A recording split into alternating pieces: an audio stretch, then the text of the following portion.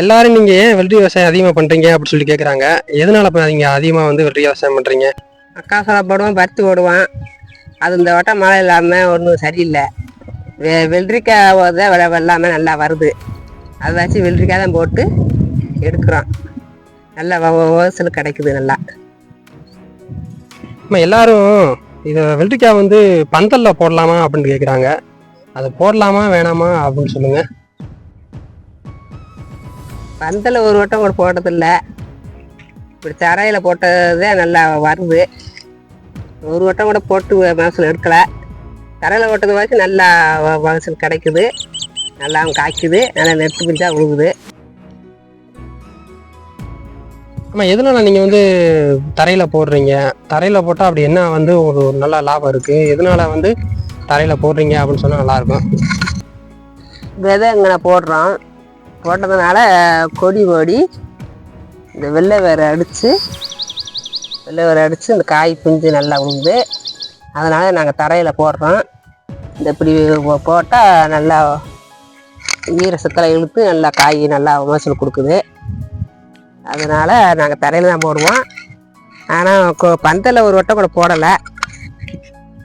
இப்போ போட்டோம் காய்க்காது. இதுதான் நல்லா வருது. தரையில் வர்றதே நல்லா வரும். குப்பை வர்றதே போடுறோம். சாணி, மாட்டு சாணி, ஆட்டாஞ்சாணி போட்டுதான் மகசூல் எடுக்கிறோம். அது நல்லா காய் நல்லா பிஞ்சு விழுகுது. நல்லா பிஞ்சு நல்லா இருந்தால் பிஞ்சு விழுகுது.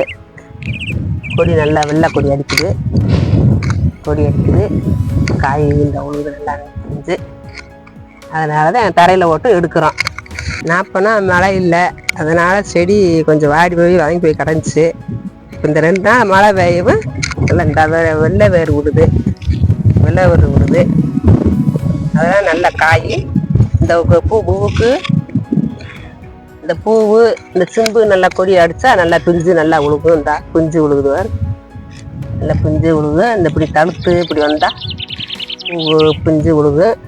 வெள்ளை பருப்பு பூமியில் வெள்ளை வேறு பட்டுட்டா நல்லா காய் வரும். கொடியில் போட்டால் வருதுன்னமா நாங்கள் அது ஒரு வட்டம் கூட போட்டதில்லை. தரையில் போட்டு தான் நல்லா மகசூல் எடுத்துருக்கோம். பரவாயில்ல காய்க்குது. மக்காசோளம் இதுக போட்டு விவசாயம் வரல. அப்படியாலாம் வரல. பருத்தி இதுக போட்டால் விலை விற்க மாட்டுது. இது வந்து கொஞ்சம் நல்லா விலை விற்குது. அதை வச்சு இதுவே ஆளுகளை நல்லா போடுறோம். ஒரு உதாரணத்துக்கு ஒரு ஏக்கர் வெள்ளரிக்காய் போட்டால் எவ்வளோ செலவு பண்ணணும், எவ்வளோ லாபம் கிடைக்கும், அதான் கொஞ்சம் பற்றி சொன்னால் நல்லாயிருக்கும். இந்த வெள்ளரி விதைக்கு ஒரு 1000 ரூபா வரும் விதை. களை எடுப்பு ஒரு 3000. மருந்து ஒரு 2000. அது போக செலவு ரொம்ப அதிகம் இல்லை. நம்மளா போடுங்கன்னா கொஞ்சம் மிச்சமாகும் காசு. ஆள் வீட்டுக்கு வேலை செஞ்சமாக்கு இது கம்மியாக தான் வரும்.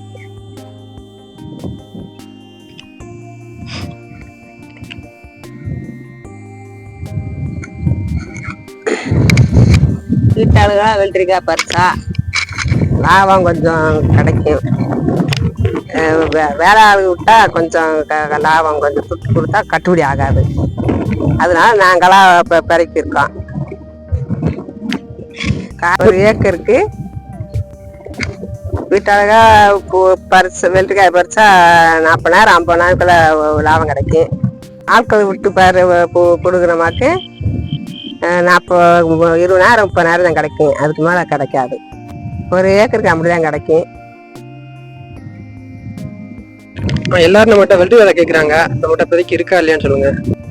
வெள்ளரி விதை இப்போ கேட்குறாங்க. அது இந்த மக்காசோளம் போட்டு நல்லா கூட மழை பெய்யாமல் முளைக்காமல் அழிச்சு வச்சுட்டாங்க. அதனால எங்ககிட்ட நிறையா பேர் வாங்கி இந்த அங்கிட்டலாம் போட்டுட்டாங்க. அதை வச்சு விதை இல்லை. நீ இதில் பழம் இருந்தால் விதை கிடைக்கும்.